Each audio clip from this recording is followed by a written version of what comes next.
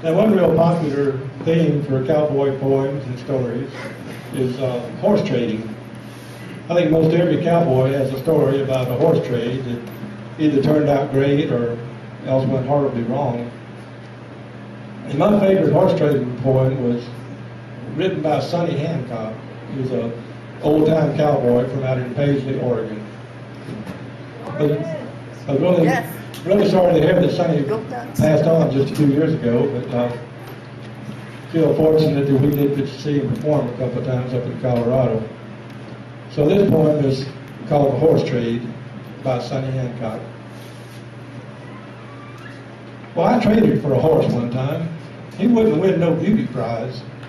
Just a big old long-eared blue roan gelding, but not too bad for weight and size. Because I had to make some tough old circles, and that trader guaranteed that this horse would show me lots of country and not need too much rest or feed. He said, now this here ain't no kid's horse, but he'll pack you up the creek. He will hump up on some occasions, and he has been known to kick. And I wouldn't trade him to just anyone without having some remorse. But if you're a sure enough cowpuncher, mister, he's your kind of horse. Well, I climbed on that horse next morning, and he began to buck and bawl. That trader maybe hadn't lied none, but he hadn't told it all. Because we sure tore up the country where he throwed that equine fit. And I almost run out of handholds by the time he finally quit. And that must have set the pattern, because things just never seemed to change. Although I showed him lots of country, every corner of the range. But every time I'd ride that bugger, why, he'd keep me sitting tight. And I'd have to make at least 3 bronc rides before he'd pack me home that night. Which would have been okay with lots of horses that I know, but that old pony had my number. I'd just barely get him rode. And the thing that really spooked me and put a damper on my pride is he was learning how to buck faster than I was learning how to ride. Well, I pulled into camp one evening as it was getting pretty late, and there's a gray horse standing in the corral and a saddle by the gate.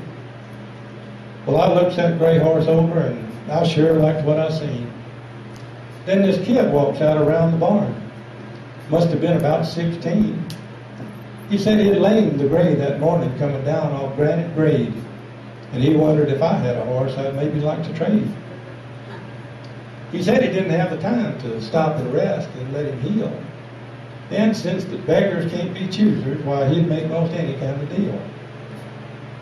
Now, when it comes to trading horses, almost anything's fair.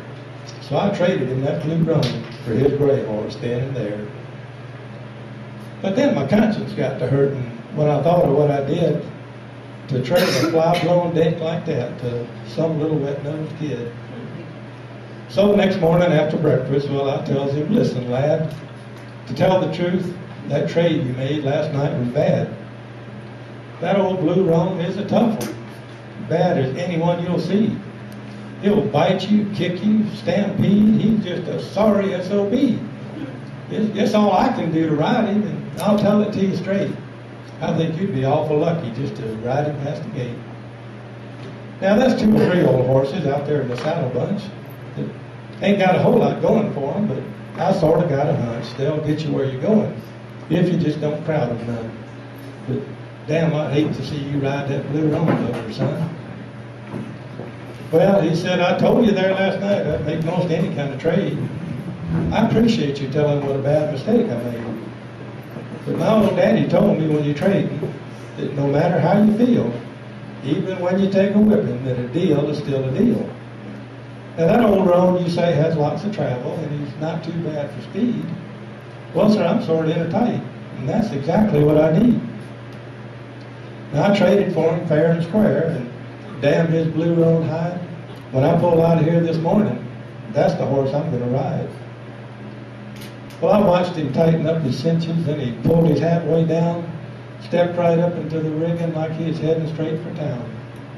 Stuck both spurs up in his shoulders, got the blue roan hair a-flying, and tipped his head straight back and screamed just like a hungry mountain lion.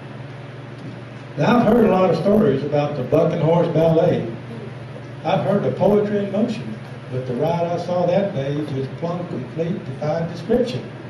though I still can see it plain, just like it happened in slow motion and was branded on my brain. I don't suppose I could explain it to you even if I tried. The only thing that I can say is, by the saint, that kid could ride. He just sat there plumb relaxed like he was laying home in bed. But every jump that pony made, the kid's a half a jump ahead. When it was over, I decided I could learn a few things still. And I said, son, I'm awful sorry I misjudged your riding skill. He says, shucks, that's okay, mister, as he started on his way. But if you think this horse can buck, don't put your saddle on that gray.